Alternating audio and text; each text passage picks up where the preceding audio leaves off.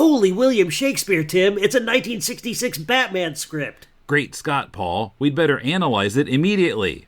My mic's at the ready. I'm recording now. To the Bat Polls.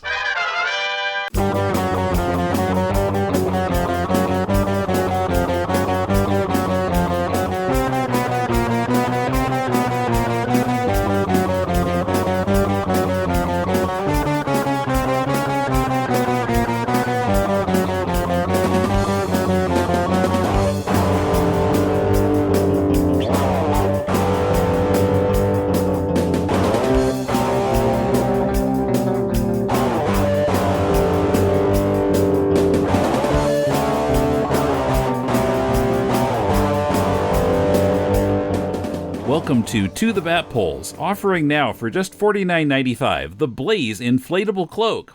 Amaze your friends and foil the GCPD with the Blaze Inflatable Cloak. Available now for just $14.95 at batguano.com. And if you act now, an inflatable Batmobile will be yours for the add-on low price of $29.95 or $47 in 5 installments. Doesn't matter that it doesn't add up. Inflatable Batmobile with very lifelike Batman and Robin in it. Yeah. You know, when Robin is flopping up and down in the False Face Part 2 episode, you know, looking out of the Batmobile and then it turns out that's the inflatable one. I wondered if he was one of those, you know, gigantic, blow-up, flame-haired things that show up on the corners of, you know, gas stations and car dealerships. Hey, I'm Robin, coming by a Buick. Anyway, this is Tim in Tokyo with my brother Paul in Hanover, New Hampshire. How's it going, eh? And the theme version this time is 10-year-old Mina Pang and her dad playing the theme on electric guitars with computer-generated bass and drums, uploaded to YouTube June 10th, 2021, and of course, labeled as a cover of the Ventures version of the Batman theme. The title of the video has English, Chinese, and Japanese in it. The captions in the video and description under it are all in English, but I really don't even want to guess what continent they live on. It's really hard to tell. Right. You could triangulate it, I suppose, based on which languages are most prominent and in which countries. It's well done. I mean, I can't believe that a 10-year-old can move her fingers, you know, on the fretboard that articulately. It's pretty astonishing. Yeah, it's a pretty fun version. Yes, and clearly it's a pandemic, you know, project, which, you know, was certainly good for at-home, you know, stay-at-home musicians, I think. They started using Zoom in new ways to circulate their work. Yeah, and they put out, I noticed there were a lot of other videos on the channel of her and her dad playing songs. I didn't listen to the other ones, but... yeah.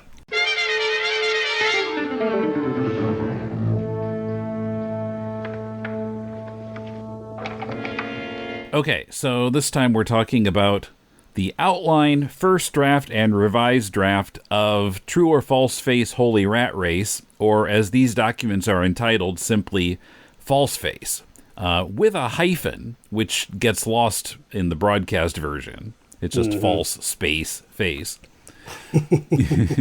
Every time he's referred to as FF in the script or in the as shot version of the episodes, I keep getting mixed up with the Fantastic Four, and I feel like I'm in a different universe somehow. So what we're going to do here, just kind of walk through the story, kind of centering on the first draft, but I have some comments in my notes about where the outline and the revised draft differ from the first draft. I should establish something, too. I think one reason why I wanted to go for this script in particular is that it's such, in my memory, and it's kind of dim now because the last time I watched The Ark was when we recorded the show about it, the podcast episode, which would have been, many years ago now. But I remember it as being sort of classic Semplian Batman, and so to go back to it and see whether, adjustments were made in order to fine-tune its Semplianness seemed like a good idea. And I think we certainly found some interesting changes, although the script is in some ways surprisingly polished in the first draft. Mm-hmm. Yeah, well, Stephen Kandel, who's the writer, seemed to have a good feel for what Lorenzo Semple wanted. Mm-hmm. I should say, too, just terminology. When we say the words as shot, that means we're talking about the actual filmed episode that was broadcast. Yeah. So, if we say that, this is how it was in the revised edition, but as shot, the dialogue line is X. Just to clarify that in case it wasn't clear to anybody. I don't suppose it wasn't clear, but just wanted to make sure. Yeah, or sometimes we call it the broadcast version, or... Right. Yeah. Okay. Now, the revised draft has many of the same pages as the first draft. Just there are changes here and there. A replacement page here and there, or something crossed out, or... Something will be crossed out, and then page 28A, or even in one case, I think like something A-B, like they consolidated 2 pages that never made it to the final version of the revised draft. Mm-hmm. So in the outline and first draft, the story starts at an international jewelry fair, which in the revised draft is shrunk down to the Gotham City Jewelry Center. As shot, it becomes an exhibit at the Gotham City Exhibition Hall. So they kept rethinking that part. Yeah, until it was as inexpensive to shoot as possible, I suspect. But without just being like, people standing around in a jewelry store. It needed to be some kind of exhibit where there was some risk to the valuable crown that Falseface is about to heist. Yeah. Now, in the scene, there are a couple undercover cops. It starts out outside in the first draft. But these undercover cops are dressed as street cleaners, but one has his coat partway open to reveal a badge, which sounds pretty sloppy, but it is the GCPD after all. Yes, and apparently that's Sergeant Expository. Yeah, I mean, obviously it's to let the audience know that these are actually cops, but... Right. But it makes them look pretty sloppy in the process. But ultimately, it's a conceit that's unnecessary to move things forward, so I think that's probably why it was dropped. Right, yeah, that's all gone. The draft has Gordon inside the hall as well as O'Hara, but in the revised draft, of course, he's gone, and he's gone as shot. Now, these scripts always cause me to notice things that are in the broadcast version, but I never noticed them before. And sometimes it's, I think, because the miking was not good and I didn't catch the line, or maybe I was just distracted by the action and it went by so fast that I missed something. Right. See, I saw FF and I said Fantastic Four. When Falseface unmasked himself, pulling the beard mask off his mask, which is ridiculous and great, he says, "in disguised person." And Batman says the same thing later, and I guess it's a play on in person, but disguised. Yep. At first I was wondering, is this 1960s English? But then I thought, well, people don't usually walk around in disguises, so... Right. And like, he's not saying I'm a person of disguise or something, like it's an ethnic group. Or using person in a way that's, kind of archaic. It's just in person plus disguised. For some reason now it's reminding me of Eartha Kitt's line, "in the adorable fur." Instead of in the flesh, right? Yeah, in that case. Saints preserve us! It's Catwoman! In the adorable fur. Anyway, so the draft has Blaze hanging her cloak on 2 hooks over the door. And it turns out to be made of super resilient rubber.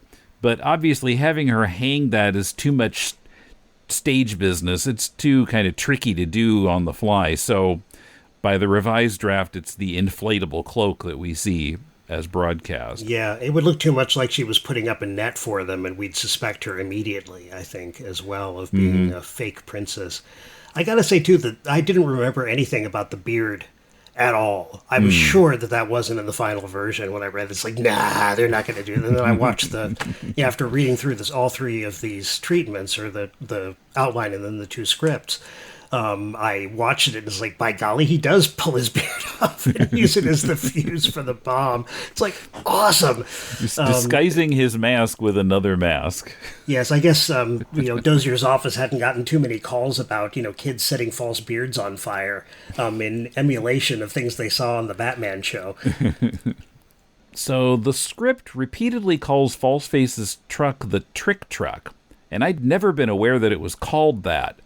But I noticed after the jewelry heist, when he jumps into the truck and he switches it to the bakery truck appearance, you can see on the control box, on the top of the control box, it says Trick Truck Quick Change Controls.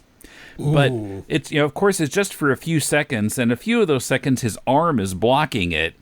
And even when it's not blocking it, then some of the levers are kind of halfway blocking it. So if you're not looking for it and you can't freeze the picture, there's no way you're going to be able to read it. Yeah, in the script, in the draft script, the first draft, and I think in the second draft too, there are other Trick Truck outcomes written on the different switches. Yeah, and you can see those too if you freeze the screen. Yeah, but I love that in a way because it means that, this is really a full universe. And, even though people didn't have VCRs to pause on that frame to see what was said, they could catch, somebody who was looking kind of in the wrong place might catch that and realize that, kind of every nook and cranny of this, Bat universe has been filled in with funny stuff, with the overwriting of instructions and things like that. Like the signs outside the currency paper manufacturer or storage or whatever it is that say, like wired and, keep out. This means you. We make money in here. Those signs are like, kind of, Dick Tracy gone bananas. Later on in that warehouse, Blaze does call it the Trick Truck on screen, but it's a little hard to hear. Quickly, move this into the Trick Truck. And so I don't think I'd never noticed it before. Anyway, well, back to the outline. So on page 6 of the first draft, when Gordon calls Batman, there's a section in the draft that's crossed out where the, quote, red hot line, rather than the bat phone, is carried into the room by a cop with the phone in a plexiglass box, trailing a long cord. And I wonder where Kandel got that, because I don't recall ever seeing anything like that in a simple script. Well, there is the kind of the pheasant under glass cake cover that's on top of the bat phone in Gordon's office when it's just sitting there beyond his desk. Right, but nobody has to carry it in for him to use it. No, he's got it handy because God knows he needs it every 40 seconds. Oh, yeah. It's a daily occurrence, I think. Yeah, you can't even trust the secretary to make the call to Batman. It has to be done immediately by the man himself. What? Actual crooks? Okay, better call Batman. What? It's not just a cat up a tree this time? Batman. Talking about the very Semplian nature of the script, I love Bruce's line to Dick about trees, the storybook of nature. It's so incredibly corny. Pine, elm, hickory. Gosh, botany is tough. I'll never learn to recognize all these trees. Come, Dick. Pine, elm, hickory, chestnut, maple. Part of our heritage is the lore of living things, the storybook of nature. That's true, Bruce. I'll learn to read that book of nature yet. Oh, and, in a way, it's like the whole of Mathiassen's book, American Renaissance, is like packed into this one sentence, or these two sentences. Remember, part of our heritage is the lore of living things. He's not just saying, you got to remember this because you want to pass your biology exam. He's telling him that, trees are important to American culture because of the way we use them, wind them around metaphors, and the way we use them to talk about the American experience. I mean, It's all there. It's all crammed into this little concentrated 2-line thing. It's no wonder Dick just acquiesces and says, "Gosh, you're right, Bruce." He's just been, plowed by this massive amount of kind of American studies knowledge, it seems to me. Anyway, sorry, I'm going off there, but I love that bit. Now, the draft version of the exchange with Aunt Harriet, so rather than saying, "I found one of your specimens," she says, "Here you are, Dick. I found one of your tree photos. You mislaid your ash." And so what, his butt fell off and he mislaid it? I feel like that's the implication, even though she does say ash. Yes. But then I feel like that's meant to go along with the line that stays in about nature in the raw. Jiminy, what are we waiting for? Dick, I found one of your specimens. Thanks a million, Aunt Harriet. But we were just going to, A ramble in the woods, Aunt Harriet. Nature in the raw, so to speak. Yes, I think I think you're right. You've got to be right. The nature in the raw line stayed all the way through to the broadcast version. But the ash seems to be the setup. 'Cause I think what's strange about it is not that it's immediately, recognizable as, kind of kiss my ash joke of some kind. It's just to say your ash. Just that one phrase is too close to, the only time you would ever say your ash would be if you meant to say ASS, I would think.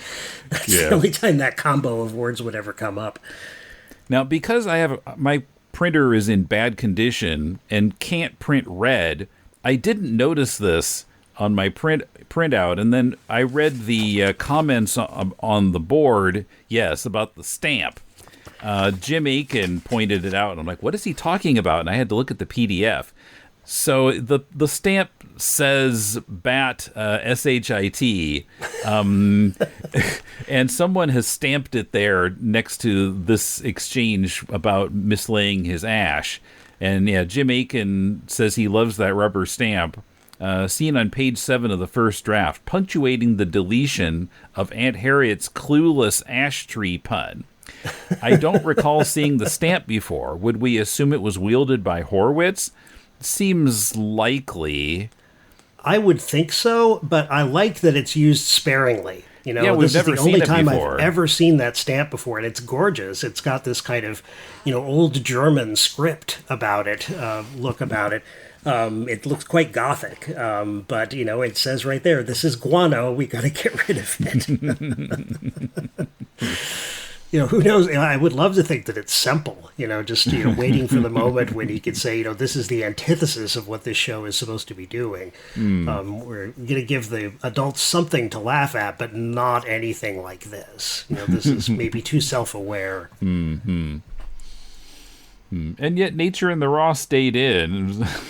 By itself, it does feel a little bit in the same corny vein with the storybook of nature.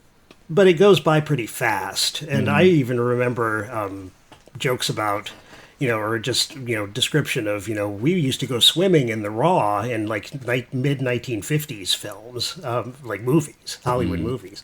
So I don't think this would have shocked anybody the way that a deliberate pun on ASS would have shocked somebody if it showed up on television in the mid-60s. Mm-hmm. Yeah, because the censors didn't allow that word on TV until the 90s, I think.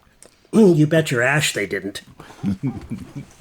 So thanks, Jim, by the way, for pointing out the stamp, because I was waiting for it when I read your post and then opened the script. Yeah, well, and I would never have noticed it otherwise because of my lousy printer. Yeah, I feel very lucky that I happen to have printed this in color because, not only is it a yellow page, which wasted my yellow inkjet big time. I'm sure my well is completely dry at this point, but I did get a nice, contrast with the red bat poop stamp that way. So did you notice that the first draft, when Bruce answers the bat phone, he says, "Commissioner Gordon, what's up?"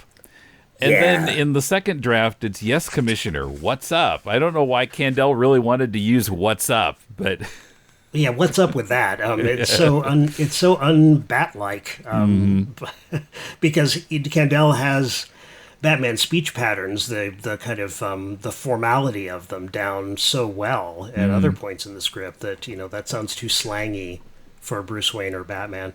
And then after they get off the bat phone, it says Bruce and Dick open the doors and leap into the bat holes, sliding down the bat holes. I missed that. Yeah, I don't know. Apparently he was envisioning like separate silos for each bat pole. Yeah, maybe some kind of slide for them to go down to reach the bat pole. I don't know. Of course, this first draft is dated November 27th, 65, so obviously it hadn't been broadcast yet. And I don't know if he had a chance to see Hi Diddle Riddle. Yeah, they might still be kind of adjusting the sets at this point. I'm just imagining Dick putting his ash in the ash hole and then jumping into the bat hole.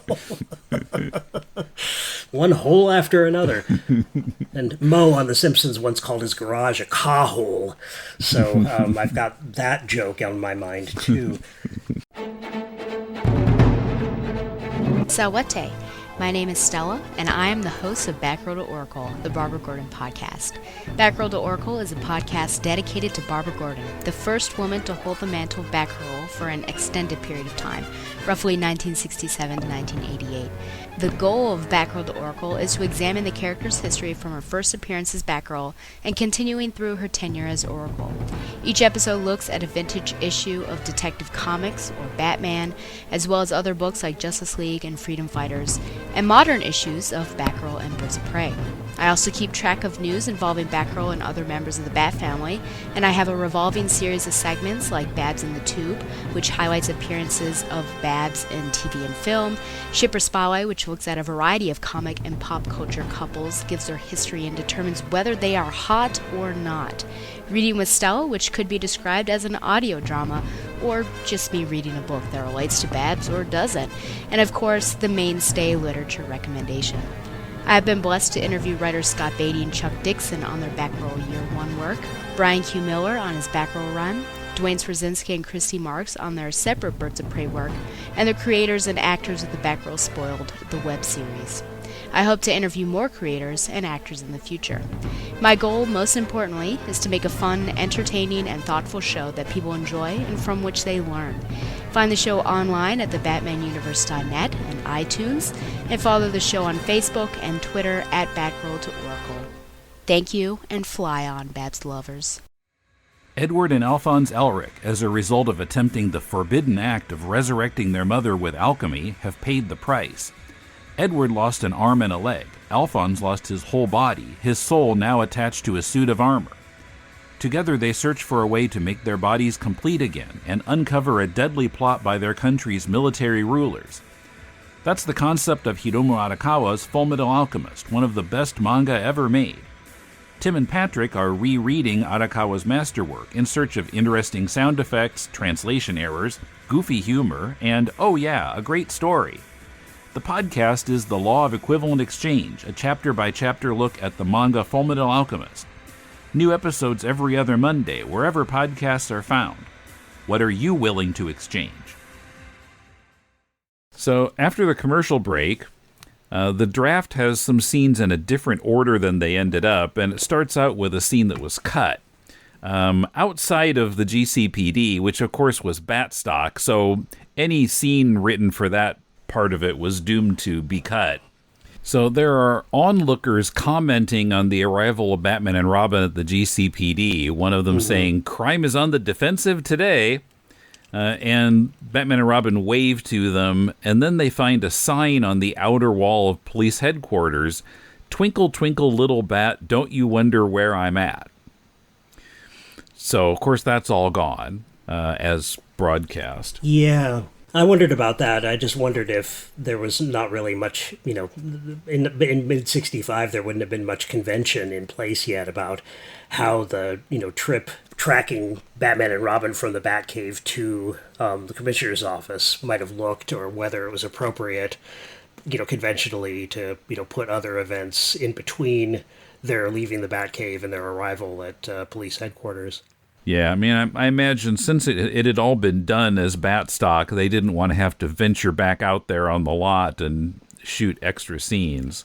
Yeah, well, I suppose they could have just done it in front of a blank wall. It wouldn't have had to have been in front of that mocked-up building.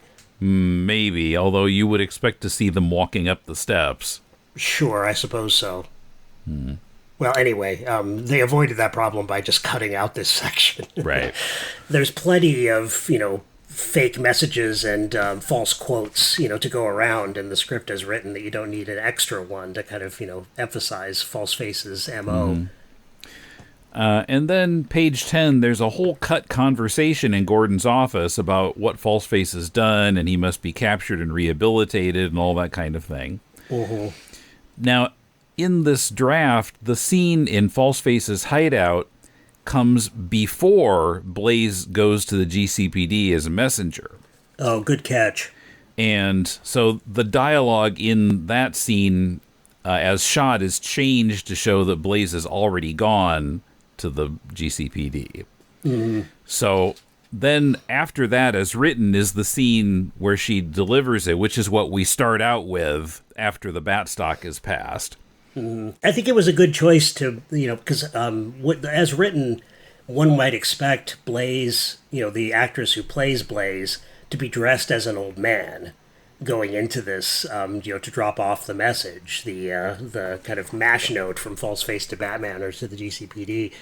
But as it turns out, they use an actual old man who, then rips off a plastic mask just after the cut or just before the cut, and turns out to be Blaze. So I think that was a lot more effective. Otherwise, she could impersonate another woman as long as we didn't know what her face looked like in the opening scene. But it wouldn't work for any actor, to disguise themselves as a woman. I don't think, unless it's like Julie Andrews in Victoria or something.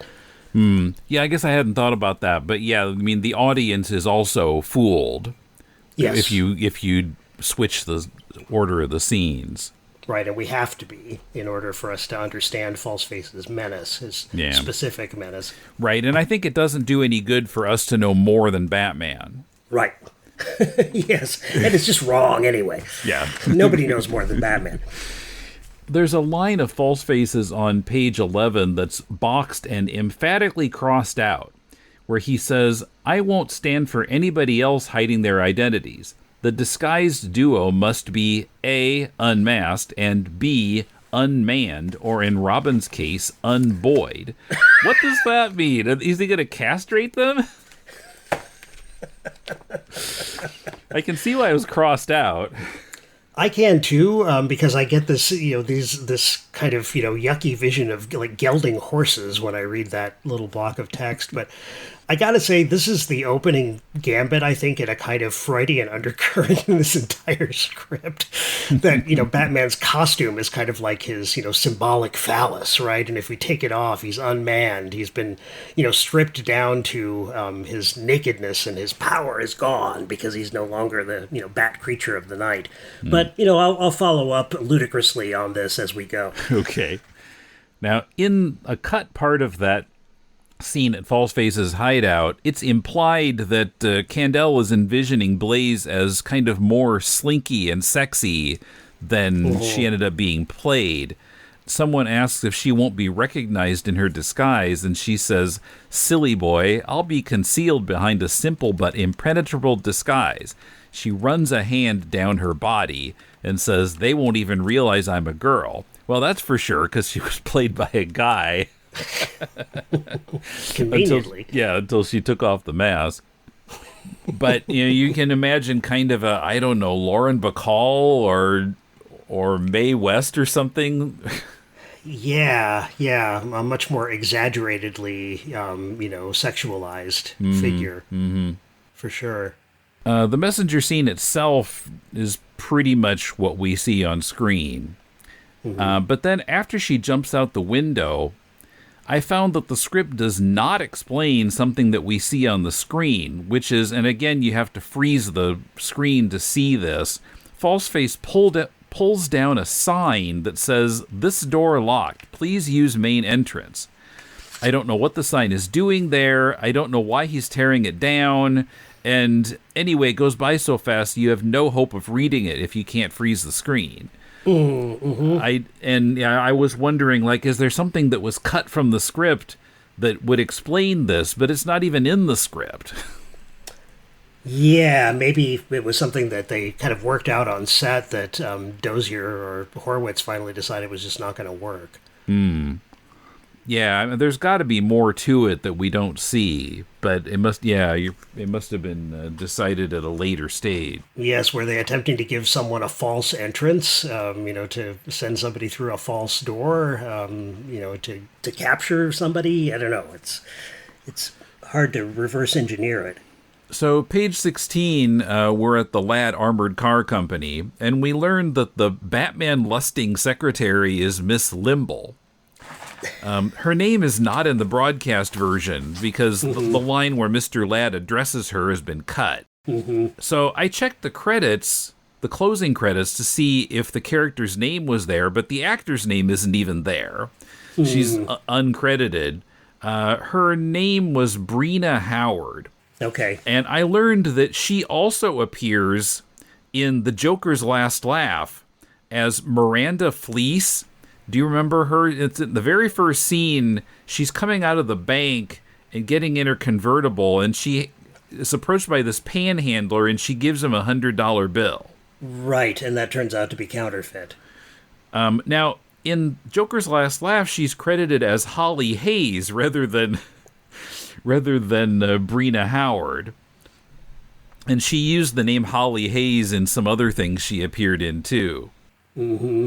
So, yeah, but I'd never realized that was the same person as in the Ladd Armored Car Company scene. So that's another bit that I was sure that was going to be cut, not just in spirit, but in body. But because it just seemed a little racy for the show. Mm-hmm. But it goes by very quickly. So apparently that was considered okay where, grab your ash was not. You mislaid your ash. Apparently if you tell a joke like that fast enough and cut away to the next scene quickly enough, it's okay. Well, and I think if you think about it, she just means to go with him physically. She doesn't mean that she wants his body, or she doesn't say that. Well, I totally assume that's what she meant, though, when reading the script. I mean, certainly the way she says it kind of implies some, sexual attraction to Batman. Well, and look at the way she's. What page is this? 16? No. Yeah. Well, and notice that Candell has written in the performance notes here, Miss Limble, yearning, in parentheses, and if it were possible, in body. So I don't think she's just yearning to, put on a costume and go fight crime with Batman. I don't think that's the implication. And his gorgeous secretary, Ms. Limble. I mean, Limble sounds kind of like a cross between nimble and nubile. So I think she's, pretty eroticized in the script in a way that she isn't in the performance. Yeah, I did feel like that name Limble was meant to imply other similar sounding words that would imply that she's really sexy. Right, if we dug into the, history of the character, if there were one, it would turn out her first name is Salacious or something. The Salacious X Nimble. Limble, excuse me. A bit of time saving. As written, Batman calls Gordon after he gets back to the Batmobile, but as shot, he borrows Ladd's phone and calls Gordon from there. Right. And then we have the guards outside the bank, one of whom is Malachi Throne in a false nose. Pretty well disguised, I would say. Yeah. Shot exactly as written until the duo recognizes him as Falseface. And then it says, Batman and Robin leap forward. Falseface touches a button, doesn't say where the button is, and concealed springs in his shoes spring him back into the armored truck. He slams the door. By the revised draft, it's the exploding money bag he drops, which we see on screen. Although that one still has him getting in the truck, but as shot, he just sits on the hood, and Blaze is driving, and they take off. Much cheaper. And there's a bit more business in the script about releasing the truck from the fake armored car backing. There's pulling a lever and such, and we don't see that on screen. Right. Now, there's a lead into this. The way that Falseface describes the crime, this heist to come, it's supposed to be a crime that's not even really a crime. So they're not actually stealing money? Is that the implication that you got from both the script and the as-shot version? Because that's what I'm picking up here. I kind of missed that, although, I mean, it does kind of seem like they're driving off without actually taking money. I don't know. If it's just sitting in the false truck. Right. Oh, yes, bottom of page 11 in the original. It's still there all the way through to the end, I think. By sending him a clue, this is Falseface, by sending him a clue that's not a clue to a crime that's scarcely a crime, so that he may seek a victory that will actually be a defeat. So, and remember, there is a line left over in the as-shot version, in which Falseface says, or Blaze says for Falseface, he wants you to prove that there's actually a crime here, involved here at all, as if part of his attempt to outsmart Batman is to give him basically a false crime to chase after, and then realize that no crime was actually committed. Mm-hmm. But that kind of gets muffled. That whole theme of him setting up a false crime to get Batman, to make Batman look silly for pursuing him, kind of gets muffled in all of the other stuff that's going on in the script. Mm-hmm. Yeah, and sometimes the things that would help you understand it got cut for time or whatever, and it becomes a little harder to get. It's just one thread too many, I think, or one thematic thread. But let's not forget on page 18, another one of those great Semplian moments that Candela is so good at.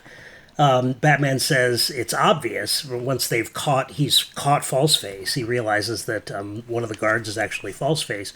It's obvious only a criminal would disguise himself as a licensed bonded guard and yet callously park in front of a fire hydrant. And even in the shot version, Falseface says it's always the little things. Now, my Freudian alarm is going off again, in a German accent, of course. Freud's, one of his early published papers, The Psychopathology of Everyday Life, suggests that we give away things that we really mean or want by leaving things behind. Like, if you leave, let's say, a comic book at a friend's house, it's because you don't really want to leave the friend's house. Or you leave your keys at home and you go out to the car because you really don't want to go to work that day for some reason. You're signifying unconsciously your desires by doing something wrong or making a mistake. It's kind of how you enact your various desires, even if your conscious brain doesn't realize them or suspect them. So, one thing that's beautiful about this is that, of course, Batman would notice that civil responsibility was, thrown out the window at this point. Right. If you're a real, Brinks truck driver, of course you're not going to park in front of a fire hydrant because you're an upstanding citizen. Right, you're a responsible citizen. Exactly. But also, when Falseface says it's the little things, it's almost as if Falseface is trying to get caught. He makes another mistake at the end, right? When he's disguised as Commissioner Gordon, and Gordon is right-handed, but he's holding the handkerchief in his left hand. He gives himself away again, and you would think that Falseface, being such a master of disguise, would have every move down, but no, he keeps giving himself away with these little unconscious, mistakes that he makes. So it's as if maybe he's a bad boy and really wants to be punished. But again, I'm going off the rails here just to make a point that there is something a little bit strange and consistent about not only Batman, pointing out these civic responsibility moments that are being, undercut by Falseface's behavior and being just as indignant about them as he is about the actual, larceny going on. But there's also these moments where it seems like Falseface is, like a lot of criminals on this show, giving away so many clues that it's as if he wants Batman to nab him and put him away. So then we get to the alley. The script points out that the gang members are in the trash cans, kind of giving the impression that we're supposed to know about that right away. But of course, as shot, we don't know they're there until they pop out at Batman and Robin. Right. And I don't think I'd ever understood that when Falseface, disguised as an old lady, says, "Thank you, Batman, for breaking into my trap," that it's a pun. That it's BRAKING. Because I'm like, breaking in? What do you mean? It works great as written, but it doesn't work very well in front of the cameras. No. Unless you're able to, like, overdub a, way over emphasis of the word breaking. Get it. It just goes by too quickly. Mm-hmm. And, we don't think twice about a car breaking when there's a bunch of stuff like garbage cans and goons in front of the Batmobile. Yeah. Now, late in the fight, in the alley, both scripts have a bit that's cut. Falseface bringing out a baseball bat, and he calls it his Batman bat. And Batman... It's a bat. Yeah, and which... keep that in mind when we talk about what our next episode is going to be, because it kind of inspired it. There's a tease. Batman takes the bat away with the Batarang. Actually, when I first read that, I was thinking, Falseface pulls out a flying mammal? What? And then I had to think about it. Oh, you mean that kind of bat? Okay, that is something. I thought the same thing. He's bringing out a winged mammal. He throws at Batman, and Batman somehow catches him with the Batarang. Wouldn't the Batnet be more useful at that point? Yeah, because he doesn't say baseball bat; he just writes bat. Yep. And since this is a Batman script, that's the first thing I think of, not a wooden bat. Right, it's time for a Ramones break. Beat on the bat, beat on the bat, beat on the bat with a baseball bat. Oh yeah. Falseface sets off an explosive in the draft, and then he's pulled up the side of the building on a line. And when Batman and Robin climb the building, they find an inflatable Falseface figure on the roof. There's more inflatable stuff. I wasn't convinced by the inflatable, fur coat in the opening. I mean, obviously, Chief O'Hara is trying really hard to run into it rather than try to get around it. As shot, yeah. It's like, oh, we've got to make this look like it's something an obstacle we can't surpass. So you push it in front of me, and I'll push it in front of you. Now, there's a page that's labeled page 22, 23. Mm-hmm. Batman and Robin's lines here after finding the inflatable Falseface on the roof are the same ones that they say on screen when they find his discarded old lady outfit. Tricked, etc. First draft, page 22, 23. As Batman and Robin disentangle themselves from the deflated fabric dummy of Falseface. Robin, tricked. Batman, another deft counterfeit by the master of disguise and deceit. Robin, but where can Falseface be? Holy Houdini! Another deft escape by that master of disguise and deceit. But where can Falseface be? The revised draft still has the sequence with the inflatable Falseface, but someone has changed tricked to holy rubber cow.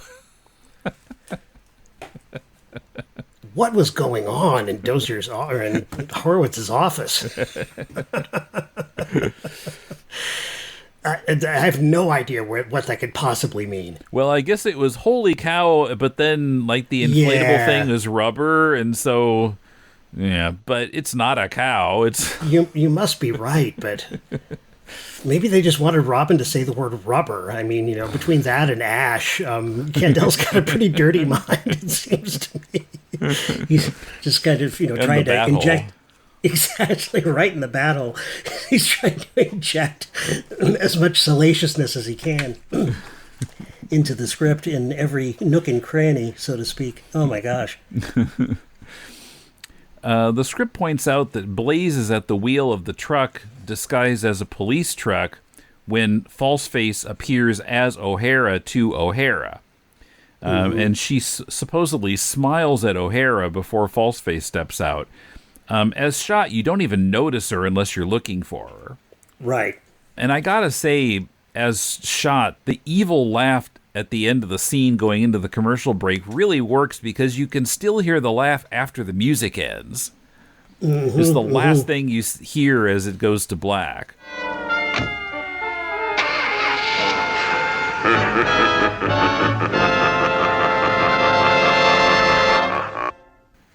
Right. Even a little after the screen goes black, I think. I think so. Yeah. That's that nice bit of sound editing for sure. Now, I want to talk about this more later when we get to something else in this script. But in the draft, so I think it's in the outline, Falseface impersonates not O'Hara, but Inspector Bash. Mm-hmm. So I'll talk about that more a little bit later. But yeah, I think High C had a comment about that, didn't he? I think so, yeah.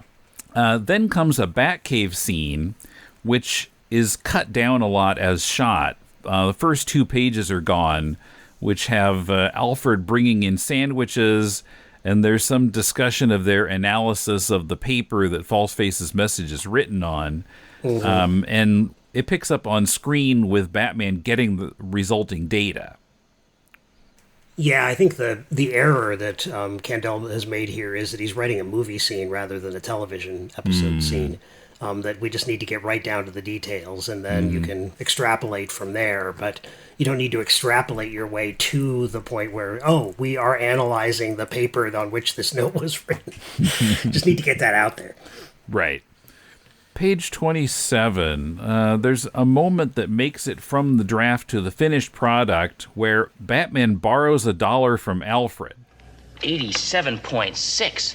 I can't figure it out, Batman. I think a little session with the Bat Analyst might clarify things, Robin.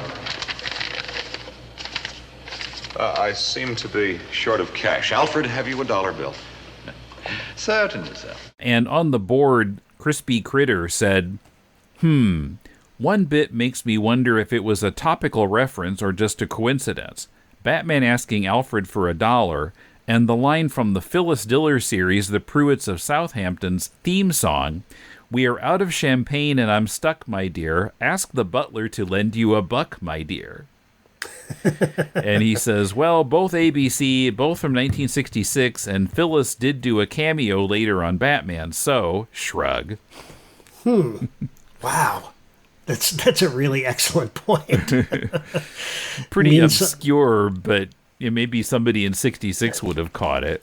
Yeah, I don't know why not. If they were, watching ABC more than average people were watching ABC, since it was, the third network among the three at the time in ratings. But it's a great point. It means something to a 66 audience that it would not possibly have meant, to anybody else. So, right. Excellent catch.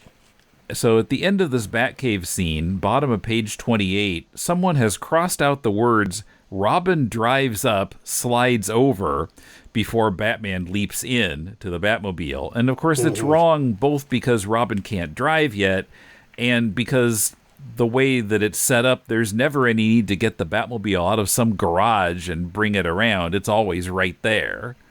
Right. Yeah, I'm surprised that didn't get the Batguano stamp as well. Maybe when he wrote it, he wasn't sure, or they weren't sure exactly what the layout of the Batcave was going to be and how they were going to get the car in position every time. Oh, yeah. I'm sure every early writer for the show had his or her own impressions of how this was going to have to go together because they just didn't know. They had to come up with, some kind of mechanism. Mm-hmm. 28A in the paper warehouse, the draft has them doing a bat climb into the rafters to jump down on the gang. The revised draft changes it to a ladder, and as shot, it's a full-fledged stairway. Right. Although in the final as shot version, Nelson Riddle has the last laugh because he's written, or, he's using the bat climb music as they go up the stairs. Yeah, yeah. But as it's written, there's 3 different climbing scenes going on. It's not really necessary. Just too much distance between point A and point B, both of the the location and of the script. Page 33 at the GCPD with Blaze and Falseface disguised as O'Hara. When Blaze says she'll help them, the GCPD, Batman and Robin, the draft has Batman saying, "Good girl, you're on the side of right and justice now." But in the revised draft, it becomes more cautious, and the line used as shot, "All right, we'll take a chance on trusting you, Blaze." Mm-hmm. That makes sense. I mean, he wouldn't just say, okay, you just assume that, yeah, okay, you're on the side of good, great, there's no way you're going to betray us. Right. Do you suppose Kendall's making a mistake of making Batman too optimistic at this point? Because Batman is certainly an optimist, but he's also, experienced enough to be cautious. Do you suppose this is a moment of just like no crime fighter worth his or her salt would ever say this? Would ever say, "Oh yeah, we'll follow you to the ends of the earth because we're sure you're reformed," or is it specifically a Bat moment that got inserted here instead? Someone said no, Batman wouldn't say that specifically. He would not be so hoodwinked by or convinced by an instant turnaround like the one Blaze is making here. Yeah, I think it was a good change. Yeah, either way, it's a really good change because Batman is not naive. He may be a lot of things, but he may be optimistic and he may be have a rosy vision of the future, but he's not naive either. Now, something I was hoping to get out of the script here that isn't really explained. I've never really understood why Falseface impersonates O'Hara and then doesn't proactively do anything evil. He just kind of spies. Mm-hmm. And it just seems like kind of a wasted opportunity for him. Mm-hmm. Yeah, I suppose so. But maybe we're supposed to think that Falseface is disguises O'Hara here to make sure that that Blaze follows the path that he wants her to follow rather than turning against him and siding with Batman. I guess. But maybe he's there as a kind of enforcer, because Blaze doesn't seem to know that that's Falseface. We don't have any indication that she does in either the script or the as shot, the broadcast version. Mm-hmm. But when he's impersonating O'Hara at first, in the alley, has she been captured yet? Oh, right. You're right. No, she, at least she could have known, certainly. But I mean, he wouldn't have had his goal being keep an eye on Blaze if she hasn't been captured yet. So I didn't keep track of that. I wish I had. As we ourselves noted, Blaze is in the fake GCPD van when Falseface begins impersonating O'Hara, and she drives off with the unconscious real Chief O'Hara. The next time we see her is at the paper plant, where she's arrested by the duo, and then we see her in Gordon's office. Although she doesn't act like she knows she's looking at Falseface and not the real O'Hara, she absolutely has to know that. She's apparently the one who left the real O'Hara on the garbage scow. I don't know what his goal was in impersonating O'Hara. Mm-hmm. Interesting. Something else about that scene that makes it all the way to the as-shot version, but it changes by the time we get to the as-shot version, is that O'Hara is twisting a ring that supposedly has his Falseface emblem, which of course we never actually see in the broadcast version. No. This emblem is supposed to be on his ring, and we're supposed to, it looks like, get a extreme close-up of the ring that he's twisting. But that's obviously a bit of visual expository to remind the audience that this is not really Chief O'Hara, that he may be played by Stafford Rep, but it's supposed to be Falseface in disguise. Mm-hmm. But he twists his ring and then suddenly notices that he's, might be watched doing that, and so he stops. So Stafford Rep still does that as shot. But it's not an extreme close-up. He's fairly small. He's at medium shot at best, and among other characters who are kind of on their way into the office. So it gets de-emphasized in a way that makes it completely extraneous. Mm-hmm. But he's still doing it. Maybe just to give him something suspicious looking to do. I don't know. Huh. So it's left to all of the close-ups of him shifting his eyes around to remind us that he is in fact Falseface in disguise. Now in the outline it does say, quoting, "At the meeting, Falseface apparently attempts to eliminate Blaze, but is foiled by Batman and Robin. Indignant, Blaze offers to guide them to the hideout of the counterfeit crew." Now, that's all we get. No details, and it's gone by the first full draft. Right. So he did try to do something a little more proactive in the original outline, but I don't know that we have any sense that Blaze is falling for Batman before this scene. No, I don't think so.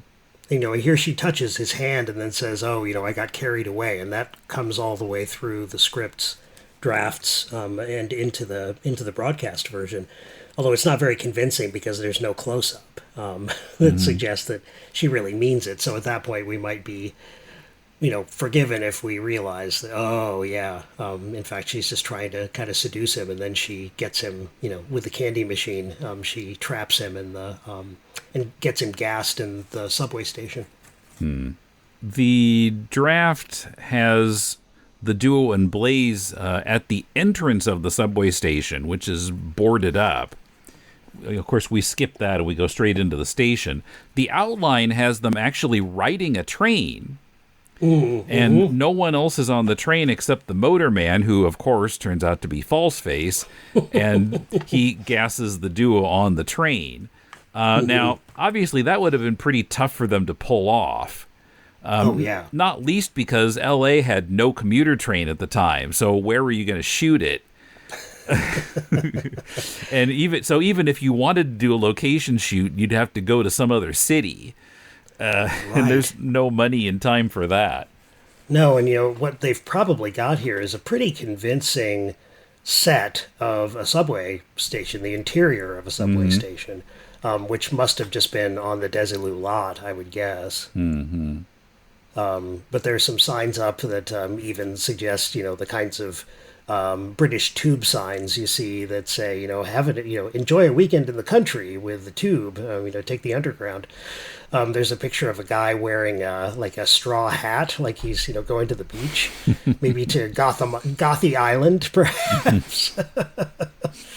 So it's fairly convincing. The one thing about the station or about the subway business that doesn't convince at the end of the scene in the beginning of the next episode is the train coming, because there's obviously this square mat, like a square box, like around the light to block out our vision of anything that might be producing the light, so we don't actually see whether it's a train or not.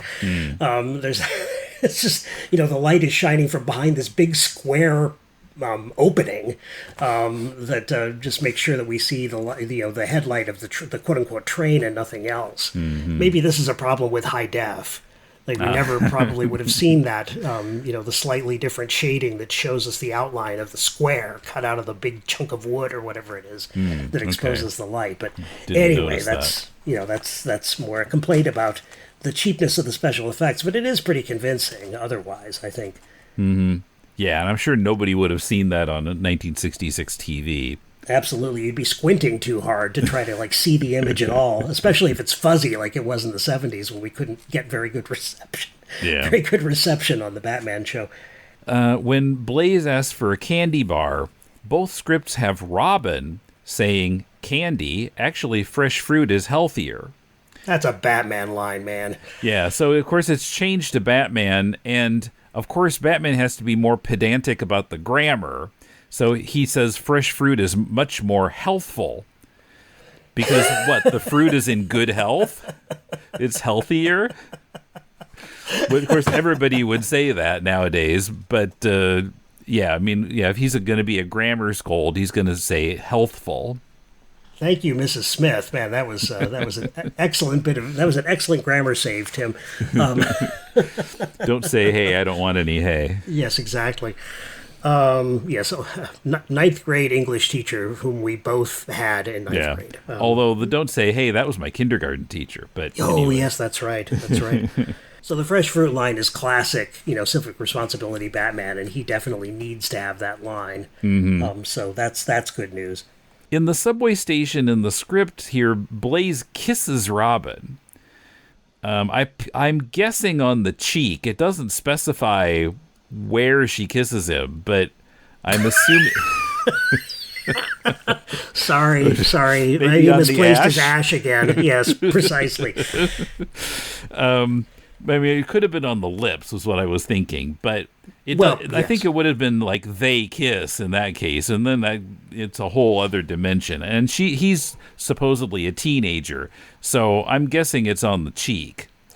Yeah, and as shot, it ends up being more like... It's just a hug. A little bit motherly, yeah. Like, I'm so grateful to you, and feeling, affectionate in a way that's not sexualized. Although then, here comes Freud again. She, spews that chalk dust on him. It goes right up his nose, and is supposed to be a kind of knockout gas. I felt really sorry for Stafford Rep, who died just a few years later, that, maybe he died because he had chalk dust blown up his nose. Man, that stuff, it looks just like, a fine powder that actually goes in their mouths when Blaze squirts it at them. What happened to the gas? It's this... chalk dust, yeah. Yeah, it's like, 4 hospitalized in tragic Batman accidents. Yeah, because several people get that. O'Hara and Robin, and I think somebody else, the guy in the warehouse, I think. Oh, yes, in the paper warehouse. Mm-hmm.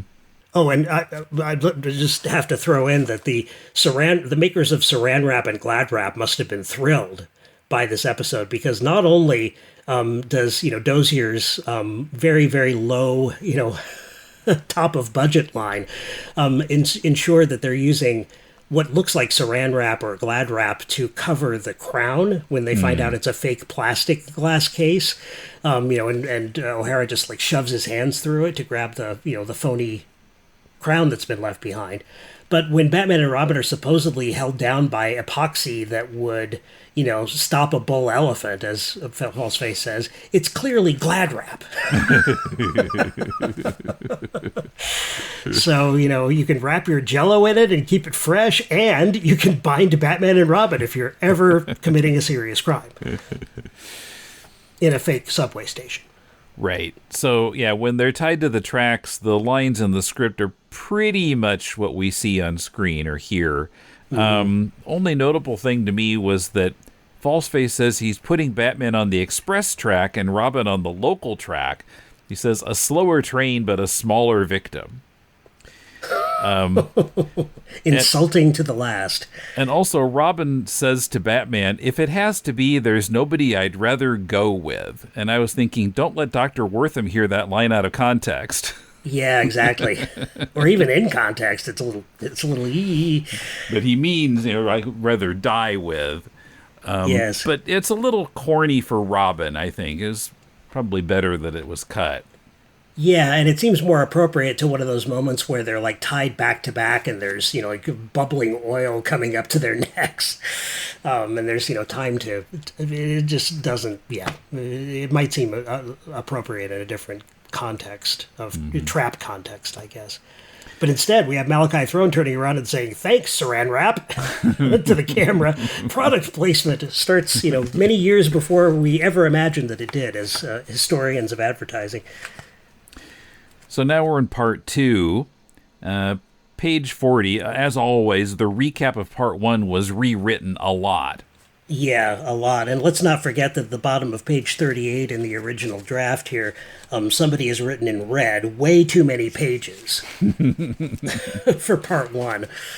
Well, as you can tell, because we've been going an hour already. Way too many minutes, yeah. Lots of shuffling around of scenes at the start of part 2. The outline says Alfred is in Wayne Manor, and looking out the window, he sees in skywriting, many are called, 2 are chosen. Then he rushes to the Batcave, and presumably by then the duo are roadkill. Right. So, of course, by I think the first draft, it's changed to hearing it on the radio while he's already in the Batcave. Mm-hmm. Unless we're supposed to imagine the scene in the the Bat House in Wayne Manor is happening slightly before the scene or during the scene of Falseface tying them to the tracks, or gluing them to the tracks. Either way, it's classic suspense for films and television that there's no matter how short the deadline is before the train arrives, it's infinite depending upon how much suspense they want to create and how much stuff has to happen to save the heroes from where they're trapped. Sure. And I just occurred to me to wonder, when did Blaze submit this announcement to the radio station? Did she run straight from the subway station to the radio station, or did she do it before they were in the trap? That doesn't make any sense. Yeah, good question. How did she know? The be receptive line is clearly the prompt to Alfred to try the bat radio. Yeah. To contact Batman and Robin. So how did she know there was a bat radio?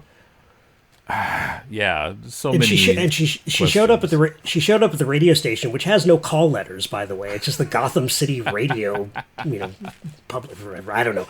Anyway, the big sign doesn't say anything about call letters, but she showed up in person with green hair, as is reported by the station manager when Batman and Robin catch up with him, and paid with a check that she tells him will bounce, basically. So we have not only an incompetent GCPD, but also incompetent radio station managers in this darn town. But either way, it takes a long time to do all of that, and how could there possibly have been time? Right. In the script, the cultural hour is featuring the music of Respighi, changed to Mozart as shot. I'm not even sure if I'm pronouncing Respighi correctly. Respighi, yeah, Pines of Rome. I would say that Respighi probably fits the fragile intricacies description from the announcer's line, but Mozart, not really fragile intricacies. I mean, there are intricacies, but there's nothing fragile about Mozart, if you ask me. But anyway, I suppose Respighi was thought to be, less familiar, and nobody would have any idea whether he was a composer or a sausage salesman. So, as written, then we get another look at Batman and Robin in the tunnel briefly, and then already O'Hara is stumbling into Gordon's office. Mm-hmm. As broadcast, that's moved 5 pages later. And it would have been a distraction to have that at this point, because Batman and Robin are still tied to the tracks, and right. that's the main business at this point. There's no utility in having O'Hara come back earlier. Mm-hmm. Mm-hmm. I wonder why there's any utility of having him come back at all, except to prove that he didn't die, that Falseface didn't axe him. When they're escaping from the trap on page 42, the revised draft adds the line, "I've turned on the bat radio," which I guess is supposed to make it clearer to the audience, although it seems pretty clear without it, I would think. Mm-hmm. Well, and, it was brilliant to have this broadcast through radio because, that, in fact, itself suggests the radio to Alfred. So it's kind of like it's an extra underlining of the be receptive pun that is trying to signal Alfred to use the bat radio.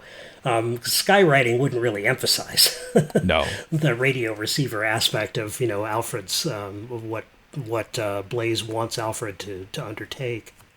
Page 43, as Batman is telling Alfred to pull the short circuit lever, which would destroy the bat radio. He has to go another verbal round with Alfred to convince him that it's okay to do that. Mm-hmm. And, that would stretch it out that much longer. Must be a really slow-moving train. Well, like I said, suspense time is infinite time. Right. How long does it take a bomb, to tick off its last 10 seconds in your favorite action movie? Right. How long does it actually take, I should say, in screen time? So, of course, we have our 2 unidentified subway passengers.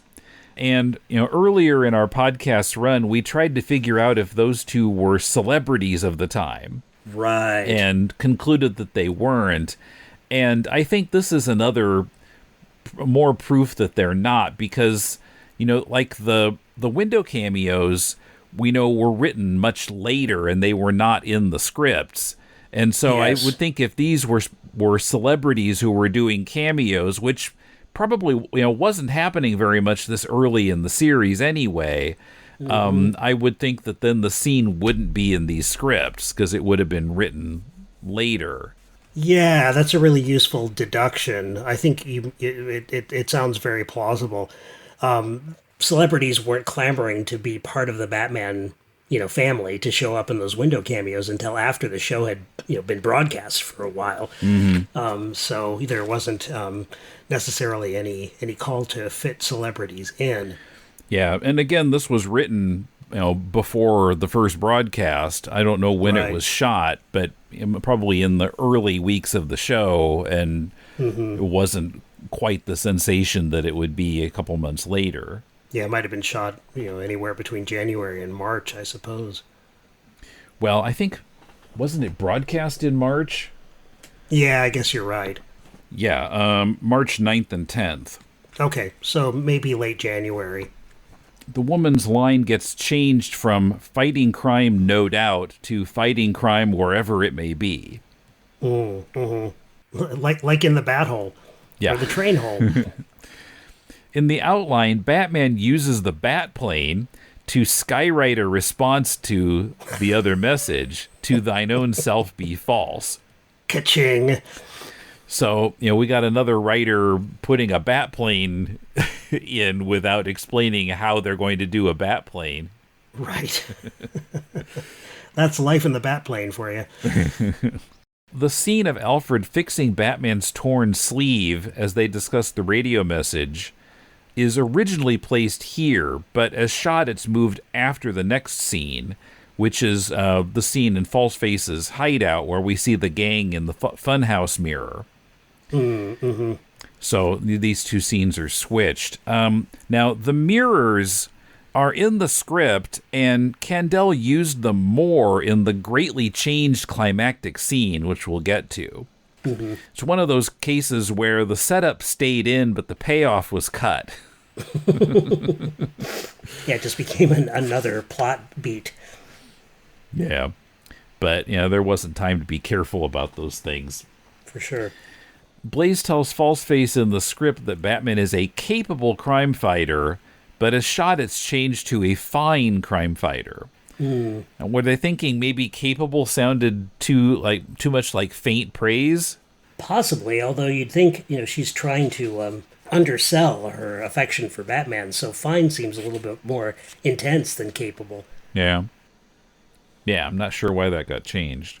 Then as broadcast, there's bat stock of the duo returning to the Batcave, and then the sleeve mending scene, and then O'Hara stumbling into Gordon's office.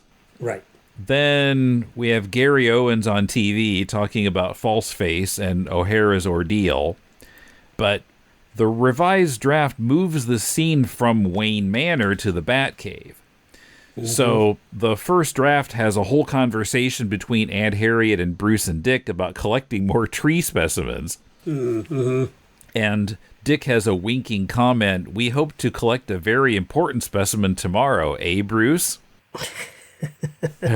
Yes, we'll really kick some ash tomorrow.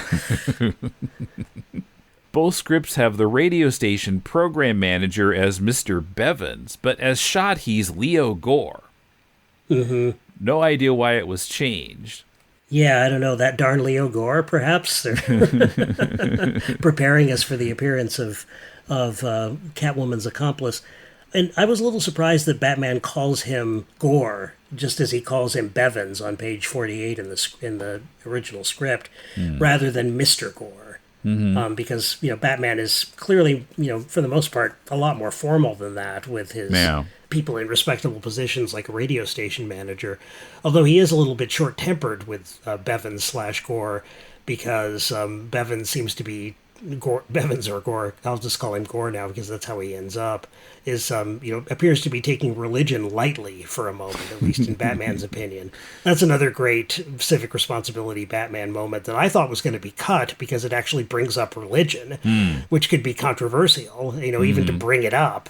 But apparently it's, it was considered neutral enough that it was okay. Mm-hmm. But, the comment that Bevins/Gore makes, I called him Bevins again, is that many are called, two are chosen. I assume it's religious, and that's all. Batman, reprovingly, "I don't think we should treat religion lightly, Mr. Bevins." Bevins says, hastily, "Of course not. I simply meant that I treat it as part of a day's work." That all remains, almost, verbatim in the broadcast version.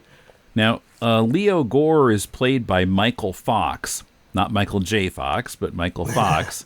And Jim Aiken mentioned on the board it was interesting that in the outline, Falseface impersonates Inspector Bash rather than O'Hara, and points out that in High Diddle Riddle, Bash was also played by Michael Fox. And Jim writes, I wonder why his character's name was changed from Candel's Bevins and why Fox didn't get a credit in the episode, since he has many more lines than any of Falseface's credited henchmen. Absolutely.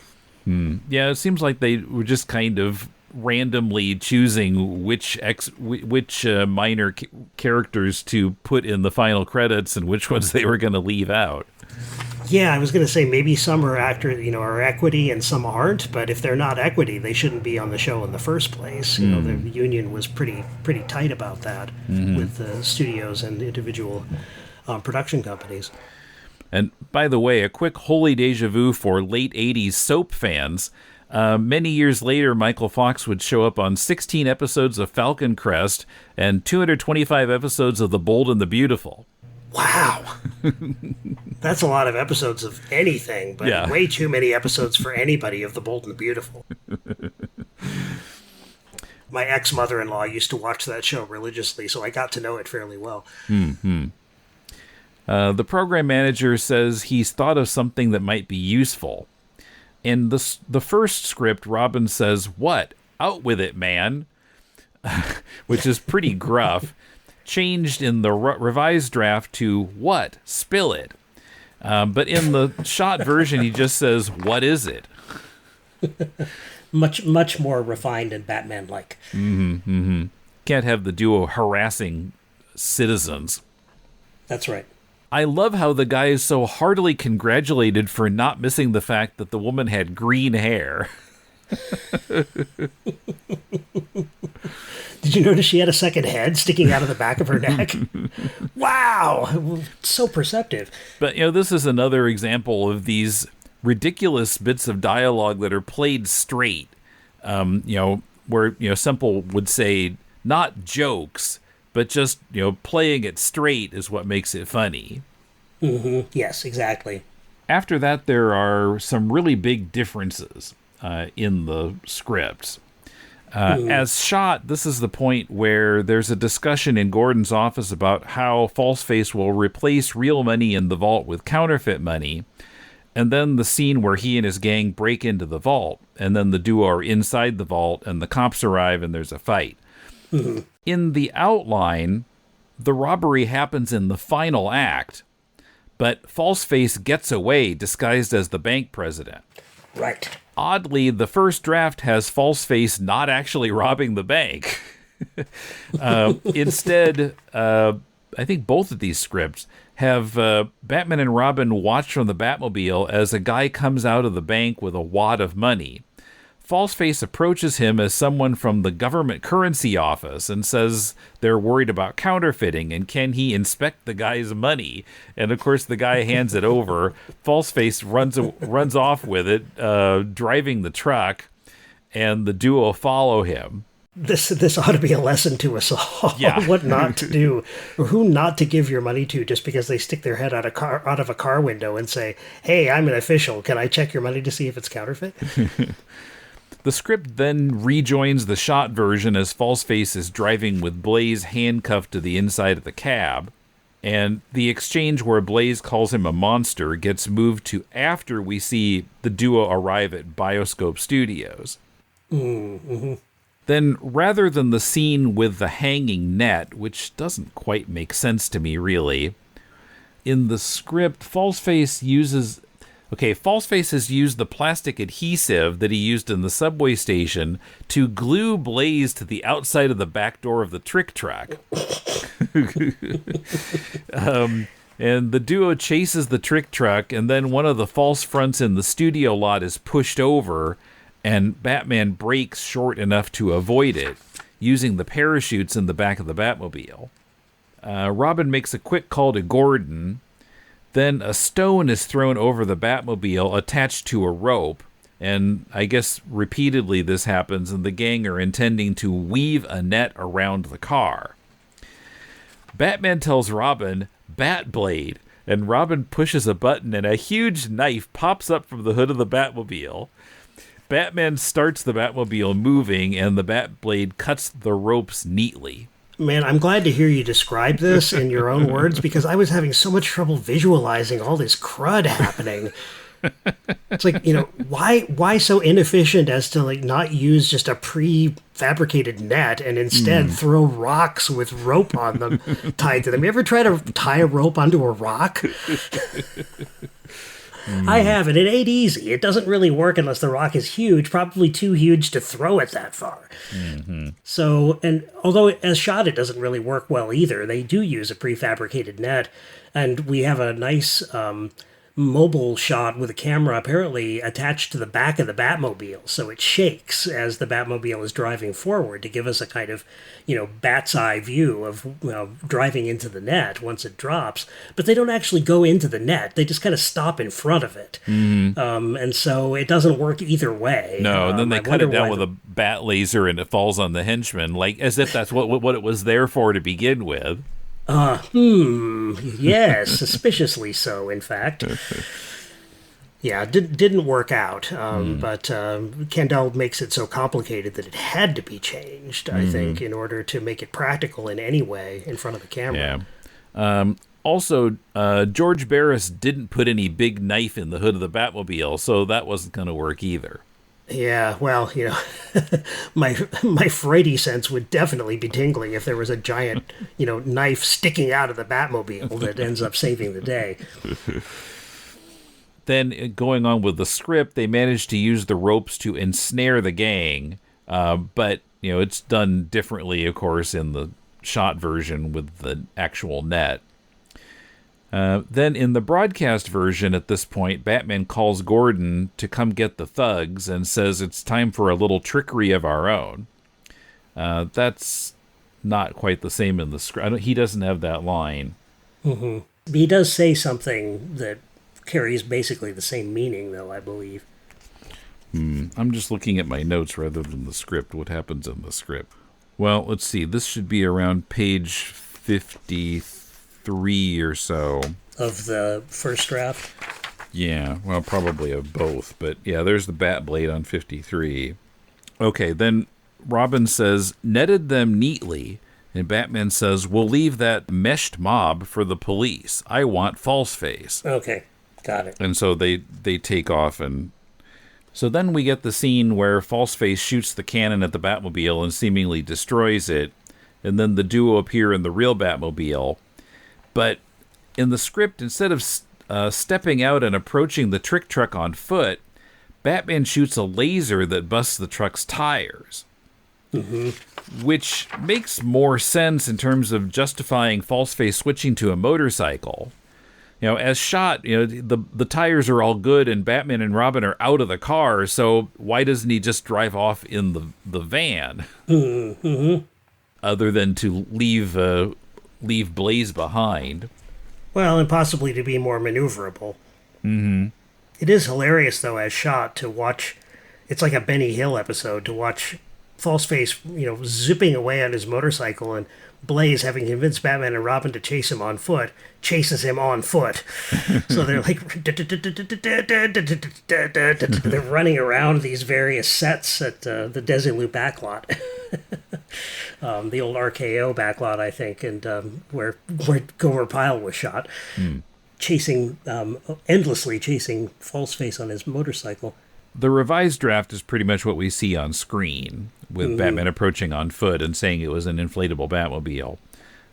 Both scripts have Falseface escaping on a motorcycle. The written line for Blaze is, no, it'll be faster on foot. I know the way to his secret hideout. As broadcast, it's, no, it's faster on foot. Get me out of here. And as High C noted on the board, the cowboy is not in the script. Right. And High C says, I always had been dismayed by the scene near the end in which Falseface instantaneously goes from cowboy to commish. That, to me, was the one instance in which the illusion was broken and in which Falseface became more of a shapeshifter than a master of disguise. I was glad to see Candel didn't write it in any of the incarnations. I guess it was added later. Yeah, and I just don't get it either. I mean, it's as if rather than a set of the Old West, it's become the Old West. Right, and the cowboy talks to himself or us as if he's actually a cowboy. Yeah, and if he's actually looking to help. So yeah, he has an aside to the camera about, what does he say? Something about final roundup. Yeah. Howdy, partners. What's all the ruckus? There's a criminal! Rustlers, huh? Well, I'll join the posse myself. I'll head him off at the pass. Like he says something that makes it sound as though he's going to assist. So yeah, that rang kind of false for me as well. Not because of the quick change, but just because it seems like completely unnecessary. Now, something I'm not sure I've ever really appreciated was that Falseface's hideout is in the movie lot. Mm-hmm. I think that's another thing that gets really obscured as shot. Yeah. I mean, I'm not even quite sure if it really is in the movie lot in the broadcast version. It is in the script. Yeah, it would make, it needs to be pointed out directly. Somebody just needs to say it, and it never gets said. So that's leaves us wondering what Blaze could mean when she says that it's faster on foot. Right. Yeah, to go where? To chase a motorcycle? No, it's not really faster on foot to chase a motorcycle. Yes, although it does make the chase on foot after the motorcycle all the more comic. So, yeah, and, we don't ever actually see the hideout in this scene. Mm-hmm. But in the both of the scripts, they enter the hideout of mirrors. And Batman and Falseface fight in the Hall of Mirrors with Robin and Blaze looking on. Finally, Batman grabs Falseface, but Falseface slips out of his coat and takes off. The next thing we know, Gordon appears from behind a mirror, dragging an unconscious man who appears to be Falseface. Gordon says he got punched in the face first, and he's rubbing his jaw and his voice is muffled. Gordon then leaves for headquarters, and Batman allows O'Hara to unmask Falseface, but under the mask it's actually Gordon. And the real Falseface was disguised as Gordon, and he shoves another cop, Griswold, out of the car and escapes. Right.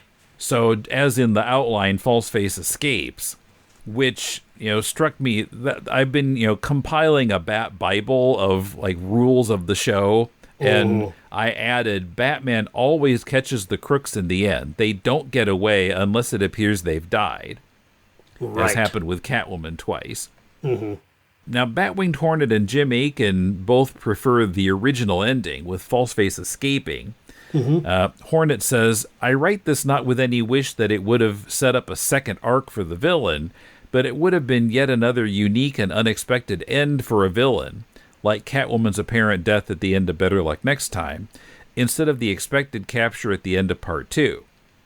But High C counters, yes, having Falseface get away would have fit the character and been a terrific change of pace, but in the first season that is problematic. The kiddies are expecting the duo to always get the bad guys. That would have really upset the proverbial apple cart, in my opinion. Yeah, if the show were, I don't know, this is tricky. I mean, one of the aspects of the production code in Hollywood that finally took effect in 1933, even though it had been written and supposedly enforced a couple of years earlier, 1930, I think, one of its tenets was that crime does not pay, that something has to happen by the end of a movie anyway. The character who perpetrates the crime has to be either incarcerated or killed. There's no third way. It's, that it's one or the other. And that certainly wasn't true on TV, at least by this time, I don't believe. I'm trying to think. I haven't seen that many episodes of I Spy, for example, but I think that at least a few criminals did get away, at least to suggest that, the Red Menace was ongoing and we have to remain ever vigilant. But I think they had to choose their battles. If you wanted your villain to get away, there had to be, a really good justification for it in terms of the story or in terms of bringing the character back later. So, both the fact that the show was meant primarily for kids, was aimed at kids anyway, or marketed to them, at least in, 80% of the time. And the fact that there's no necessary certainty that Throne or anybody else will be brought back to reincarnate Falseface in a later set of episodes where he might in the end be captured. Without that kind of certainty, I don't think there's any way to justify the villain getting away at the end of a kid's show, at least not to the television code. You know, the FCC, I suppose, would have been the final, the final say on this. High C also says, costume recycling. It isn't reflected in the script, but speaking of Siren and When Am I Not, Blaze's silver boots in the 40 Acres chase scene appeared to be the same ones Lorelei Cersei wore in the garage. Oh, right, when she's seducing Commissioner Gordon, right? Yeah. Mm-hmm. Mm-hmm. Huh. Wow. Well, I'm glad they were the same shoe size. I'm sure Dozier was, too. It's great. We get to save another $11 on boots. The tag scene is mostly the same, except in the script, Aunt Harriet says Blaze is completely converted rather than completely reformed. Mm-hmm. Bruce and Dick guessing who the reformed criminal could be, Penguin, Joker, and then exclaiming Blaze, that's not in the script, added later. And then what surprised me the most, her plan for what to do in New Zealand is different. There's no poor but honest sheepherder brother. She says, I've secured a post in New Zealand as a scout mistress. Girl Scouts, of course. Now, would there have been some reason that they wouldn't want to mention the Girl Scouts in the show? Maybe because of copyright, but I'm sure she could have gotten it. They could have gotten it across, just by making a slight... Yeah, just change the name. Just a slight rhetoric change, yeah. But I think this is, call me crazy, but my impression is that it was just cornier to make her... to set her up with her brother, the poor but honest sheepherder. It couldn't be funnier. It would only be funnier if she came in dressed as Little Bo Peep. But it's interesting that that Candell originally wrote this in both the original draft and the revised draft. She's supposed to come out looking like Alice in Wonderland, or like something out of Lewis Carroll. Even dressed like in a little girl's dress and apron, I suppose, and even holding an embroidery hoop as she comes out, so like completely feminized in a different way, not sexualized, but turned into the good girl, literally. He says, a moment and down comes Blaze. Down. Incredibly demure, she looks like Tenniel's Alice, carrying a small embroidery hoop. She walks down, curtsies, and smiles shyly. Bats her eyes, yeah, so to speak. I don't know. I think some of the corn gets stripped away by her much more plain kind of clothes and less girly, little girly looking clothes. But it's re-injected with a vengeance by having her, become basically a sheep herder. Lady lady ooh. And I just wanted to read Batwinged Hornet's comments here. Although there are obvious differences between the outline, the two drafts, and the produced episode, I have to note how tight and almost free of out-of-character moments the versions were. This was a strong concept from the start, and perhaps the greatest made-for-TV concept of the Dozier series, one that could have worked as a more adventurous episode of detective/crime TV dramas of the 50s, such as Peter Gunn, or from the first half of the 60s, such as Burke's Law. It's that much of a strong outlier to what many people think of as a typical Batman 66 story.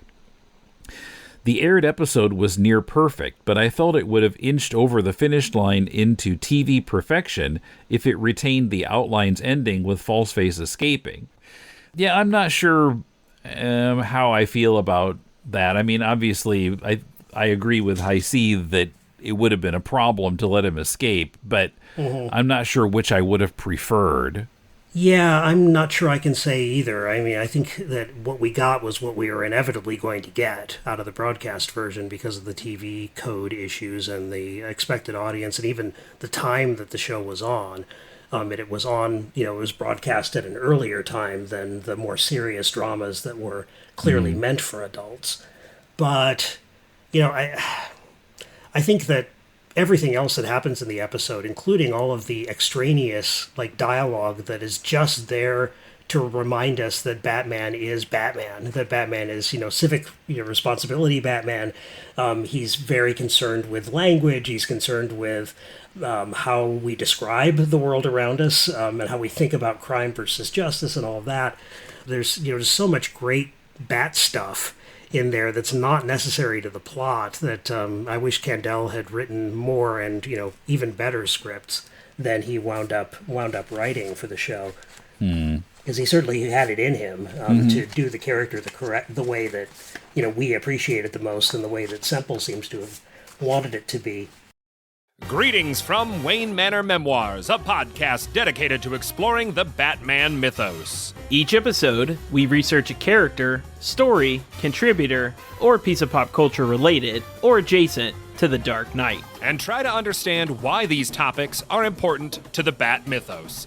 I'm Joe. I'm Kendall, and some of our favorite topics include the transformation of Mr. Zero into Mr. Freeze, the early appearances of the Riddler, Booster Gold, Commandi, Jim Aparo, and many, many more. Check out Wayne Manor Memoirs every other Friday, wherever you download your podcasts. And follow us at Wayne Manor Memoirs on Facebook or at W Memoirs on Twitter. Until next time, Bat Fanatics, be brave and stay bold. Coming up, Merv Griffin's 7-year-old son Tony asks Adam some burning questions on The Merv Griffin Show from June 16, 1967, and we read your mail in the Bat Inbox. This show is listener-supported through Patreon. Join us for $2 a month and get access to outtakes from every To the Bat Polls episode, including this one, trivia quiz videos on 20th century entertainment, and you'll get the right to vote on future Bat Polls topics. For $4 a month, you also get the right to have an ad for your own project on the show once a month, and hours of exclusive podcasts, including our walk through the early years of The Amazing Spider-Man, a new episode every month. So go to patreon.com/deconcomics and select the level of your monthly donation.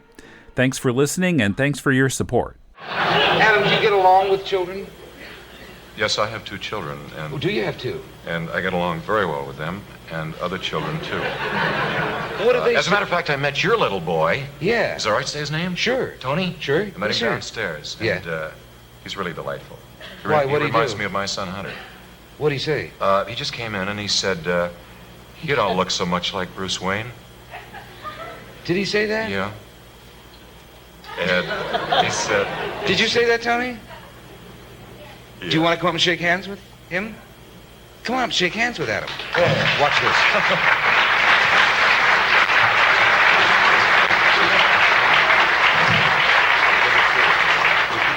Would you give me the sign? Tony, sit down next to him. Talk to him. Come on. Would you give me the sign of the bat? I'll teach it to you. We go...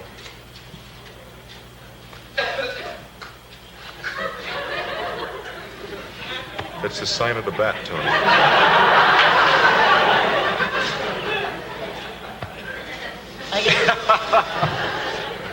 Very nice. Tony, don't you want to ask him something?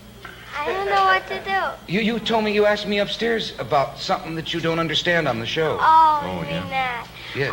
When you go down the bat poles, I don't know how you get dressed. I wish I'd thought of that question. Any other questions, Tony? I know what he means, Adam. Yeah.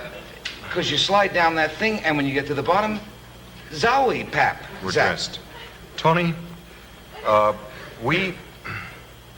have an electronic special device for changing clothes on the pole.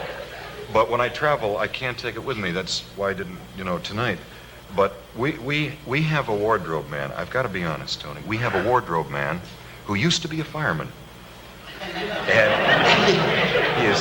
And he's so fast on that pole that he helps me dress, but you never see him. But it is a good question, and I can't answer it because it's movie magic. You have another question? Wait till you see us go up the bat pole. That's something else. Anything else? I know how you go up the bat pole. Yeah, how's that? How? You press this button and you go up it. Mm-hmm. You see the steam come out of the thing? All right. Anything else you want to ask him, Tony? How do you... Oh. Why do you always carry stuff? Why doesn't Robin carry stuff in his utility belt? Tony, he does. I don't think Do you wear a utility belt? Yes, sir. Is that anything like when Arthur had a hernia?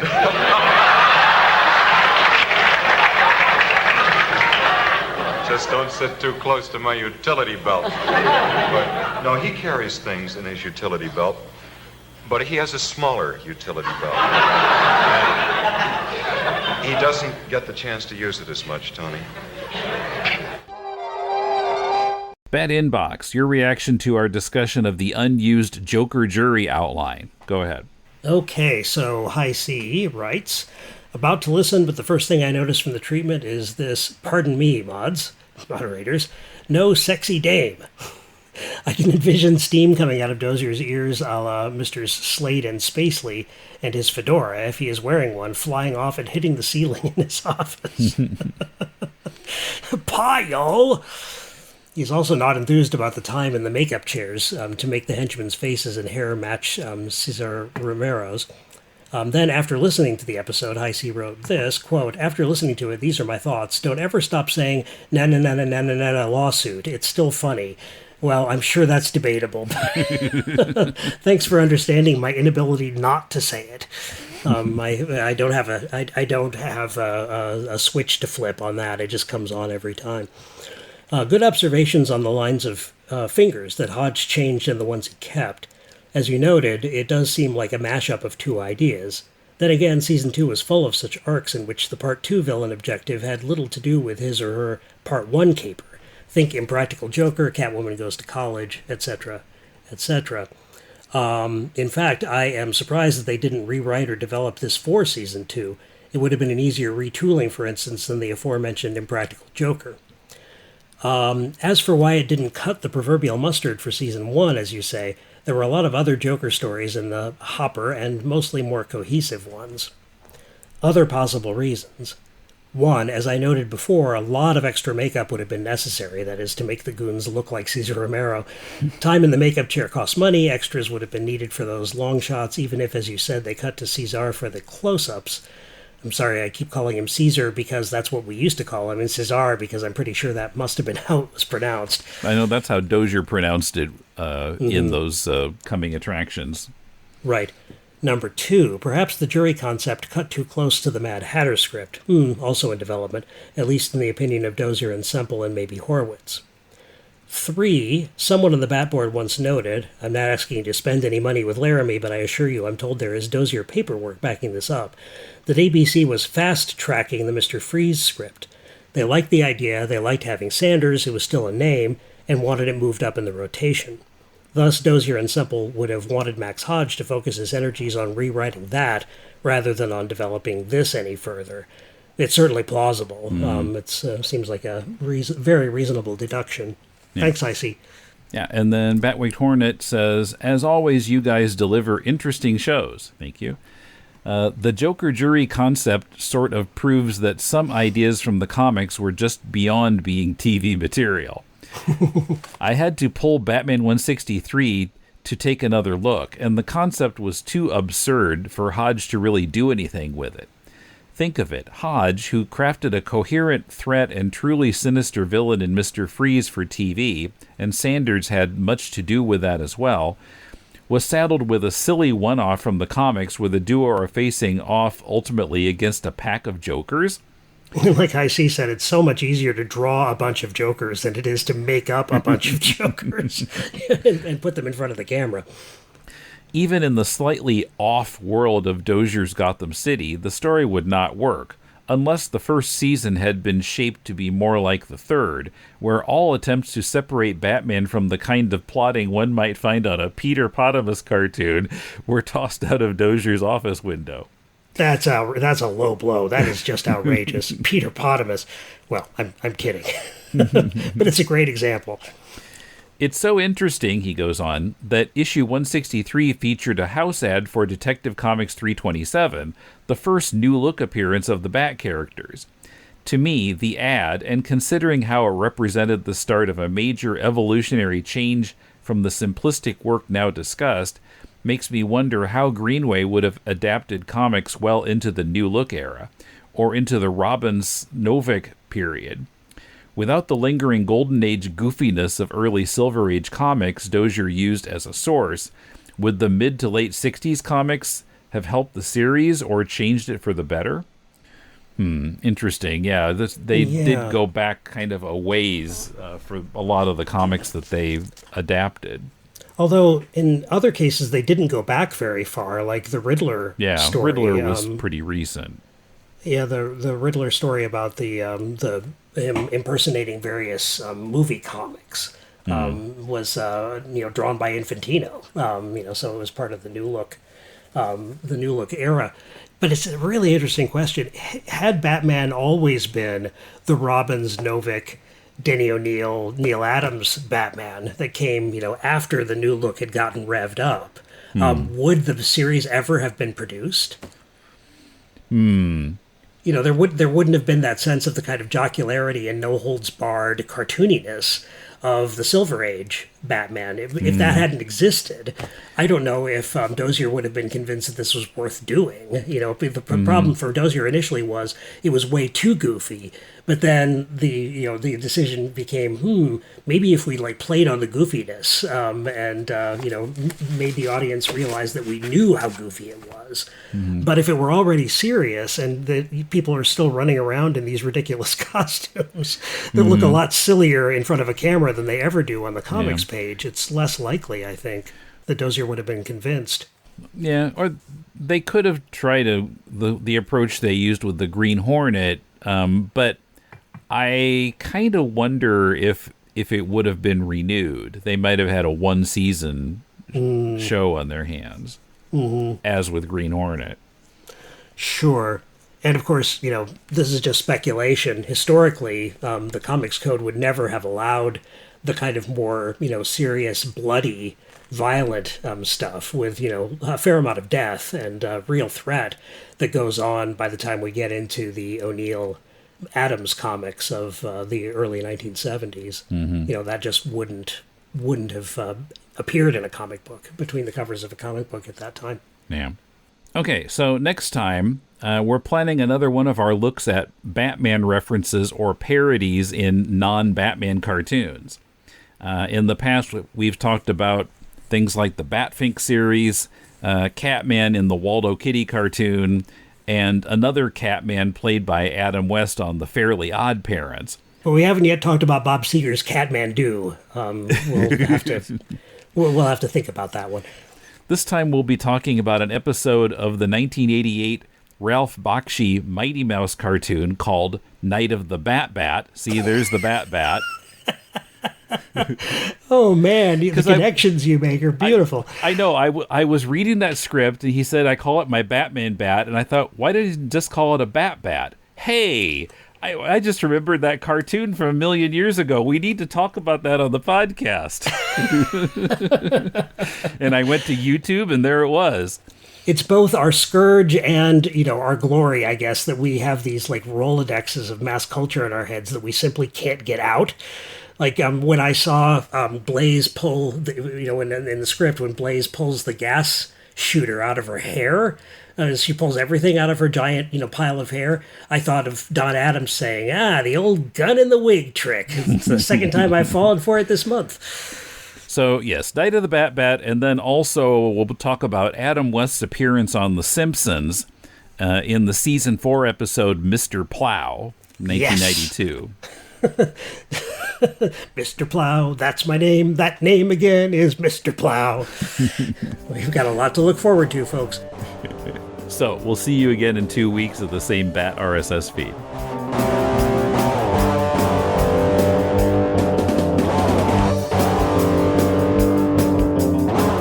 Check the show notes for the video of the Mina Pang version of the theme, PDF files of the scripts we talked about in this episode, and links to the discussions on the Bat Board about the scripts and about our Joker Jury episode. Thanks again to David Maska, J.B. Anderton, and Chris Cavanaugh for the Adam West clip you heard in this episode. If you have any interesting Bat audio to pass on, or you'd like to make a donation to the show through PayPal, or you just want to drop us a line, the address is batpoles@deconstructingcomics.com. You can also comment on the thread for each episode and each script at 66batman.com/forums, or on our blog at tothebatpoles.libsyn.com. We're on Twitter at Decon Comics and on the Deconstructing Comics channel on YouTube. You can hear outtakes from this and every episode of To the Bat Poles and vote for topics for future episodes by supporting us at patreon.com/deconcomics. You can also help us out by shopping via deconstructingcomics.com/Amazon, by sharing our episodes on your social media, and by subscribing to the show on Apple Podcasts or wherever you listen.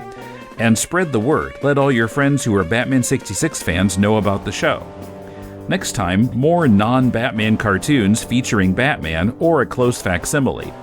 Night of the Bat from the Mighty Mouse series, and Adam West on The Simpsons episode Mr. Plow. Don't get hit with a bat. We'll see you in 2 weeks.